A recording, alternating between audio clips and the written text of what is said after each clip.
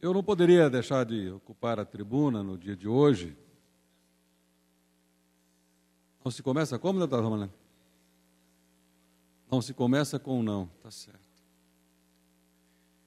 Então, quero aproveitar a oportunidade de hoje, senhor deputado, senhoras e senhores deputados, para falar sobre um projeto que foi votado na semana passada e que eu tinha também já debatido muito esse projeto dentro da Comissão de Meio Ambiente desta Casa, que regulamentava os termos do artigo 24 da Constituição Federal do Programa de Regularização Ambiental das Propriedades e Imóveis Rurais, criado pela Lei Federal 12.651, de 25 de maio de 2012.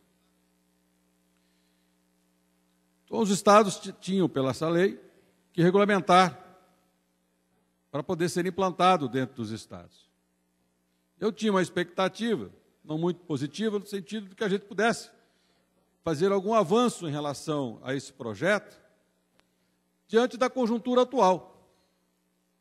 E como eu não estava presente, não participei, e como eu sou do Partido Verde, e como daqui talvez 20, 30, 40, 50 anos se busca na história da Assembleia Legislativa e se verifica a votação desse projeto, e se verifica que naquela legislatura tinha um deputado do Partido Verde que não se posicionou a respeito desse projeto.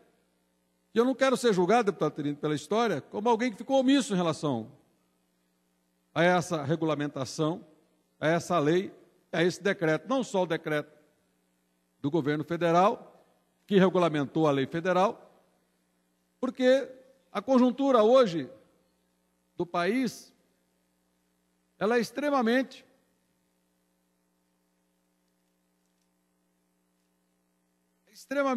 dura em relação ao meio ambiente.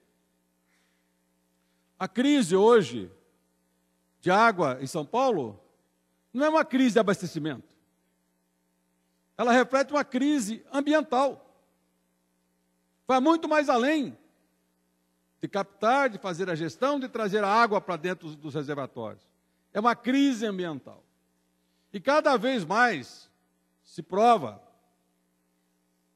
tecnicamente, que a floresta tem uma importância fundamental na fabricação da água.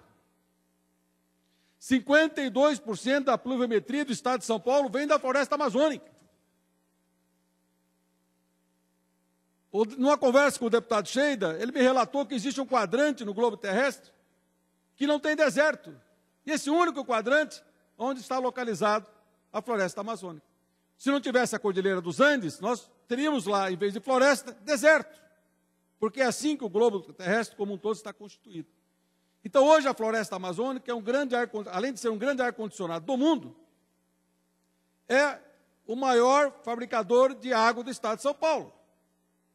Então, não é uma questão de furar poço, ou deixar de furar poço, ou de buscar captação. Bom, se a floresta, então, tem essa importância, e 52% da pluviometria do estado de São Paulo vem da floresta amazônica, então cada metro que se tira da floresta amazônica é um metro de água que São Paulo perde.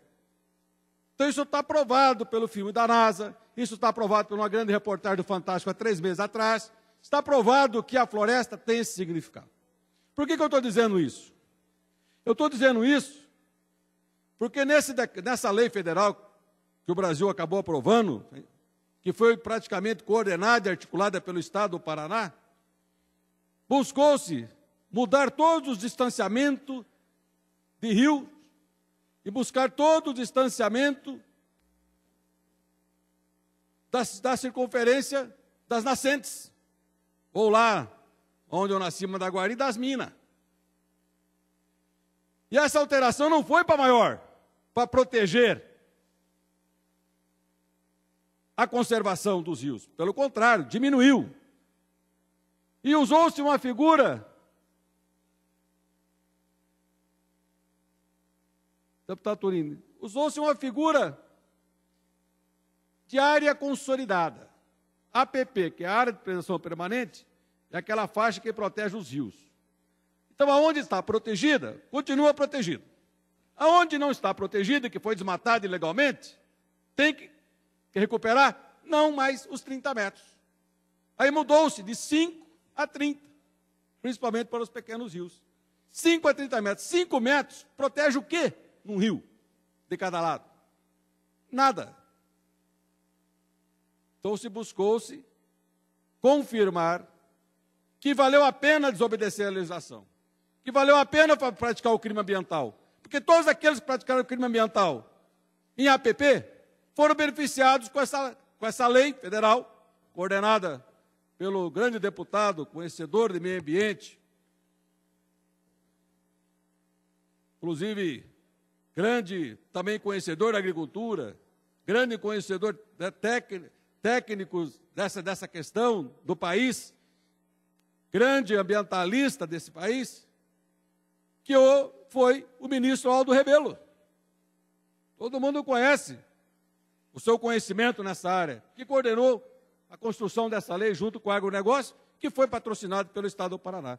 Eu imaginava que nessa conjuntura, deputado Lupion, já lhe cedo à parte, que o Paraná pudesse não acompanhar a legislação federal, mas acompanhasse no sentido de aumentar esse distanciamento dos 5 metros para voltar aos 30 metros, porque já está consolidado no Estado do Paraná essa recuperação, né, já está incluído na importância ambiental dessa proteção para os agricultores, porque está aí, talvez, está aí uma grande oportunidade da gente ter a água do futuro.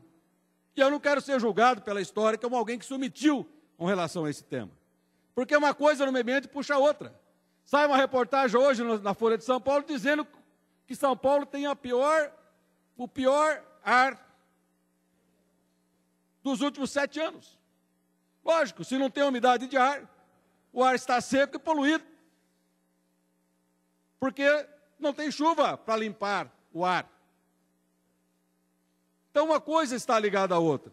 E nós tivemos, então, a oportunidade de podermos aumentar essa proteção, e o nosso Estado acabou acompanhando a lei federal, né, nessa questão que os agricultores, quem sabe dos futuros, são os filhos dos agricultores, os netos dos agricultores, terão que voltar lá no passado para ver qual foi a legislatura em que foi aprovado o distanciamento, que poderá estar prejudicando em muito a sua produção no futuro. Cedo à parte do deputado Pedro Lupion. Deputado Rasca, quero primeiramente lhe agradecer a oportunidade da parte, mas eu sou obrigado a discordar de Vossa Excelência. Vossa Excelência não tem a mínima necessidade de fazer meia-culpa ou se justificar quanto à sua ausência na sessão em que foi aprovada a regulamentação do PRA, porque conversamos inúmeras vezes. Vossa Excelência esteve no meu gabinete diversas vezes comigo, como autor do substitutivo, sugerindo avanços ao texto que foram acatados e que Vossa Excelência contribuiu e muito para que a legislação paranaense ficasse inclusive melhor que a federal. Toda a questão de preservação em áreas urbanas, Vossa Excelência que colocou no texto. Teve avanços importantíssimos quanto a áreas da EPP que Vossa Excelência sugeriu e que foram acatadas no nosso substitutivo.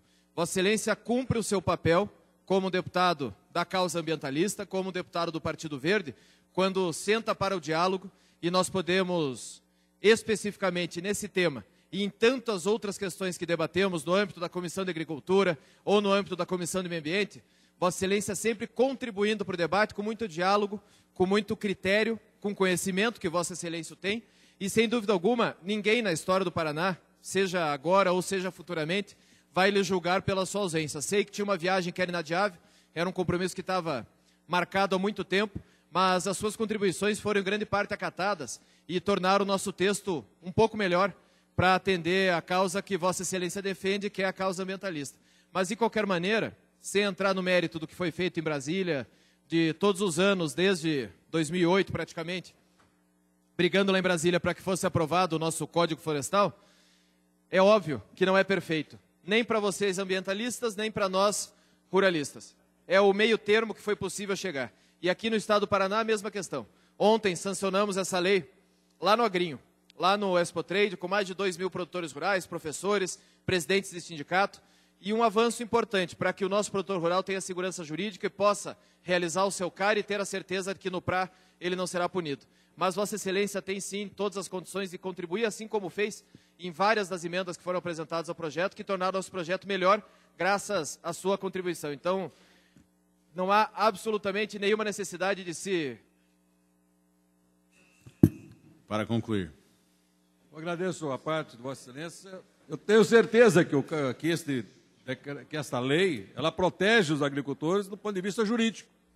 Mas eu tenho minhas dúvidas se vai proteger o agricultor no futuro, daqui a 10, 15, 30 anos, quando precisar dessa terra que hoje foi dispensada da sua recuperação, a sua produção, a sua continuidade do seu trabalho poderá colocar em risco, inclusive, as pessoas urbanas também.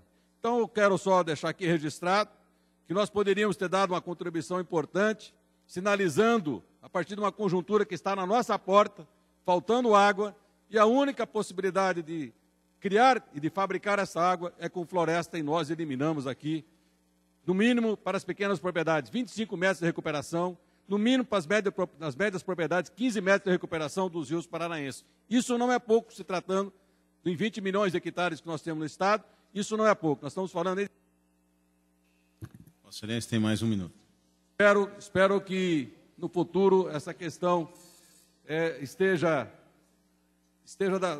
resolvida de forma com que a nossa continuidade da nossa agricultura esteja garantida, porque eu não acredito com o que nós acabamos de fazer ao atender o chamamento do decreto federal.